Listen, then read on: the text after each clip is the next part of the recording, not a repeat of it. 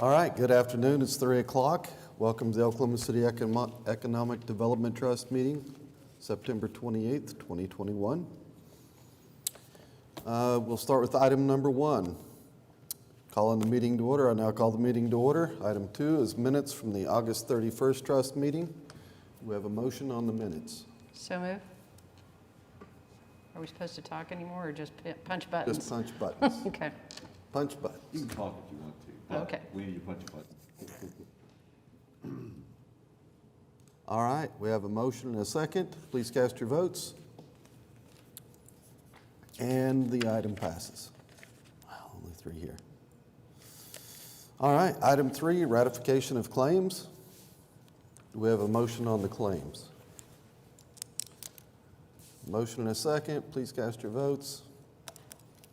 And that item passes as well. Item number 4, items for individual consideration. First up is a joint resolution with the City of Oklahoma City approving an allocation of $5 million from TIF 2 for the Oklahoma County Capital Needs Project. Craig? Yeah, it's Joanna McSpadden, our Economic Development Manager. We'll just explain the project, explain the process we're going through here, and then introduce our guests from the county. Yeah, we've got a project for presentation here from Butch Freeman and Stacy Trumbo with the county. This is a $5 million request out of TIF 2, and they've got some slides to share. Well, thank you very much, and thank you very much to the ladies and gentlemen on this trust. As was mentioned, I am Butch Freeman. I'm the Oklahoma County Treasurer. I've had the pleasure of being County Treasurer since statehood, and there are a lot of people who will totally agree with that. I want to take just 30 seconds actually to say thank you to the members of this trust. Thank you especially to Oklahoma City. You have supported us tremendously in the past few years on the TIF. As we, without having to go into history, you all are aware of it as I am. TIF was a new concept not too many years ago here within the state of Oklahoma. There were some growing pains, but I feel personally as if it's grown. You have helped us out in the past through TIF, and we're hoping that we can solicit and receive your support again. And what I'd like to do at this time is to turn it over to our county engineer, Stacy Trumbo.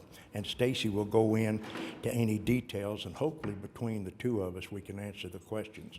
If we can't, I'll pretend that I can. Good afternoon. Our projects are pretty boring, really, and a lot of just straight infrastructure, but I'll go through them.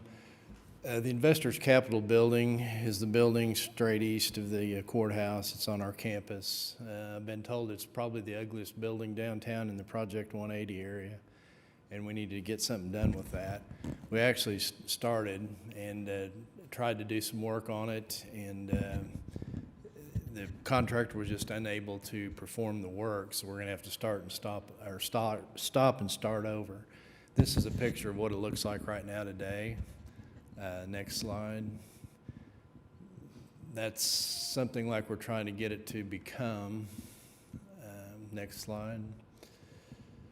That's just a close-up of some of the problems we're having. You can see there's red brick and there's yellow brick, and under that yellow brick is another substance, cement-like, that we can't get off of there. And then there's the stone block in the middle. So it's kind of a hodgepodge of things that's been done through the years. This is about a 1909 building originally, with lots of changes through the 60s and 70s and that sort of thing. So our first attempt was to just get all those coatings off of the red brick and restore the red brick to its original 1909 brick. And really a good looking brick, really hard baked, and more like a paver stone, but we just weren't able to get the coatings off of it. So we're gonna have to go to Plan B. Would like to add, we didn't take that off just so we could get a good picture for you. It fell off. That's true. The next slide. That's just a current picture of what it looks like today. Next slide, that's the east elevation. And that's what we're trying to get it to become. It's actually looks a lot like it did back in the 1920s and 30s if we can restore it to this condition with the new windows and so forth. This has actually been approved by the Downtown Design Review Committee of the city. And, but we weren't able to do this, so we will bring back new renderings to that committee when we get them redrawn and get that approval again. That's the south and east side of the building. Maybe you can tell on the south side there, we tried to actually paint the brick just to see what that would look like, and it looks really bad. It would just look worse than the current building. The paint just wasn't going to work. Next slide. And again, that's what we're trying to get it to become. That was that project. It's it was $2 million the first time we put it out. It'll probably be a little bit higher the next time we put it out. Our next project is the elevators in the annex. We're actually doing the courthouse elevators right now under a different funding source, but these are 1960s elevators. They're a pulley system elevator. They're down more than they work. Butch can attest to that. He parks in the basement. He has to stay in the basement for periods of time some days. Next slide. That just shows the elevator shaft. The shaft itself is not too bad, so putting a new car in there will work pretty well. Next slide. That's part of the pulley system that runs those elevators. You can't see some of the problems, but there's a lot of rust, and that's just a very old system that it's broken more than it operates. There's some of the pulleys that, or the cable strands that are rusted pretty good that we're going to have to replace.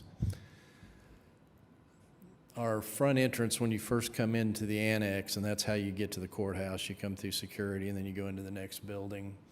We want to make some improvements to that. That's just a current picture of what it looks like now. And that's what we're trying to achieve. To where, to the right, to my right, or inside, right now you might be able to get 40 or 50 people in there waiting on security and not being outdoors. We're trying to add to where we can get hundreds of people stacked in there, socially distanced, by reusing the space. And you'll still come through security like you do now, but a much nicer setting. And then finally, our fourth project, security project, that's on the west side of the building. You can see the trolley tracks out there. Those are actually structural columns. There's 4 of them, and if a car or that trolley or something would hit one of those columns, it would bring that into the building down. So they're not very well protected. So we're kind of wanting to put a retaining wall, something that looks really nice in front of those columns. May not be quite that tall, but that would be more the look that you would see if you were like at the Museum Cafe. And that will also have to come to the Downtown Design Review Committee for their input and approval. So those are the projects we're asking for. Probably a little over $5 million in total, but $5 million would be very appreciated. The first 2 TIFs that we've been successful in getting from you total about $7.5 million. We're in our last 3 projects, should finish up next calendar year. I think there's only about $600,000 of reimbursement left to come to us, and then we'll be finished. So we're really ready to get another round and start again. So it's been a good partnership, and I appreciate it.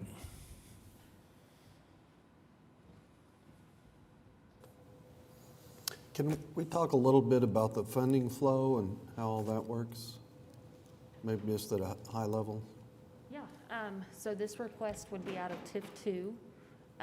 We have a budget category for other taxing jurisdictions. If you guys will recall, you approved a budget amendment that provided us the budget authority that will cover this, and it still leaves us about $3 million in that budget category. TIF 2 has about $30 million in it, so we have the cash to do this also, and typically these projects with the county will go for 2 years, where we do a reimbursement basis as they complete parts of the project and then send us an invoice and we reimburse. Awesome. Do we have any other questions, comments? And the timing of this? So, well, I can tell you about the funding, and then if you guys want to know about the projects.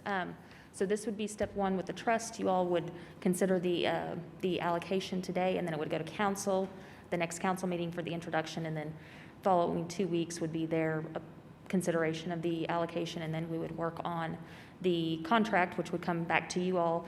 And we've already started on that with them. We've kind of got a good standard form, so you'll probably see it again here pretty quick, and then Stacy can let you know on the projects, the timing of those. Well, with contractor availability being what it is and materials being kind of tough to get, we'll start on these projects right after the first of the year, and it'll probably take 3 years, to complete them if things go well. Sure. Any other questions, comments? If not, I will entertain a motion.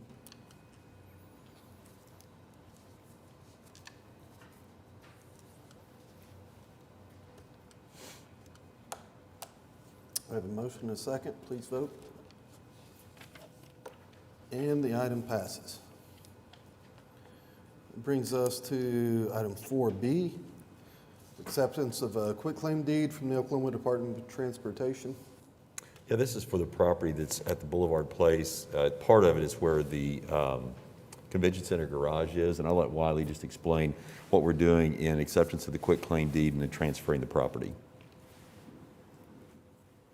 Previously, the trust had authorized the purchase of property from OG&E, and part of that property was used for construction of the new parking garage, and part of it was going to be used for the Boulevard Place redevelopment project. And in the process of seeing who all owned, doing the surveys and everything, we discovered there were 2 parcels that were previously owned by the Department of Transportation. And we entered into an agreement with them to buy those 2 parcels so that we could complete all of the land we needed for the Boulevard Place. And so the deed we accept today is the deed given to us by ODOT. And it also authorizes the city manager to proceed with transferring the property to Okura for redevelopment. And this authorizes the negotiation of that transfer, and so we'll work through the terms together and then bring that item back with the transfer of property. Excuse my ignorance, what was the price and land size of those parcels? You know? Oh, I don't remember. It's about $155,000. They were just slivers of land. They Correct. were. Thank you. Great. Does anyone else have any questions, comments? If not, I will take a motion. And we have a motion and a second. Please cast your votes.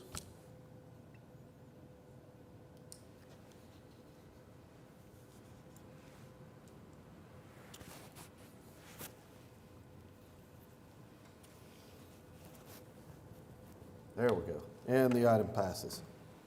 That brings us to item 5, General Manager reports. So we've got the financial report on again, and if there's any questions, we'd be glad to answer questions on that. Don't have anything else. Thank you. That's it, yeah. All right. Take us to item 6. Do we have any comments from staff? Any comments from trustees? We do have one citizen that has signed up to be heard. Mr. Michael Washington. Greetings, everyone. Please state your name and address and yeah. try and limit your comments to 3 minutes, sir. Thank you. Michael Washington, 2900 Northeast 18th Street, Oklahoma City, Oklahoma, 73 with the 3 ones. Well, now, I don't have any question about what y'all doing there because, like I said, I don't like to come in on the back end and not have an understanding of that. So, but I would like to talk about, since this is my 3 minutes, we're not being fully represented on the northeast side of Oklahoma City, and I certainly do not appreciate it. However, we know that this group here, committee, is supposed to be responsible for the development of the communities around Oklahoma City and the surrounding areas. But now the northeast side, when it comes to the tax increment finance monies and things that's going on, the TIFs, which was created in 2015, I'm saying to myself now, okay, but now the money's going to the developers from the outside coming in, helping them to develop their projects. I haven't seen one African-American business owner they're already situated, being even having access to any of the monies. I don't know what's in our account, but now she just says she had 30 million in this one here. So I'm wondering how that works out. Again, I'll probably investigate that part. Now, I myself don't particularly have a business. However, if I did decide to develop one, I'd like to know if I would in fact have an opportunity to use some of this tax increment finance money. I don't know. With all the buildings, I'm sure that some monies have coming into the kitty somewhere, because especially with the monies that these people, I know they didn't just own their own, spend their own monies. They may have gotten it from some other banks or whatever, but I'm talking about the tax increment money itself. And let me say this, the opportunity zone. Now, we know that that is designed as well for a collective group of business people to come in. Is this part of all of this coming over as well? Where is that money have gone? I haven't gone to this point. Kind of a couple people made me upset the other day. That's really why I came here today on that, because they're saying, okay, we're developing and then they want to move us out, and developers want to come in and put their businesses in houses that we used to stay, which was already this innovation district and all this coming in. Okay, I used to, it's a little kid running down the alleyways and things, which that's all gone now. So, in closing here, I just wanted to say that I don't know who I need to talk to regarding that, but I don't know, which one would be in our district? Was that 97? Would that be? Or 9, District 9, that would be in District 9. Now, which one of these economic development trustees represent that district? That's what I need to find out, and I hope before I leave that I'll be able to find that out. Thank y'all very much, and I thank you for this, and we'll be back. Thank you, Mr. Washington. No further comments. That brings us to item 7, adjournment. We are adjourned.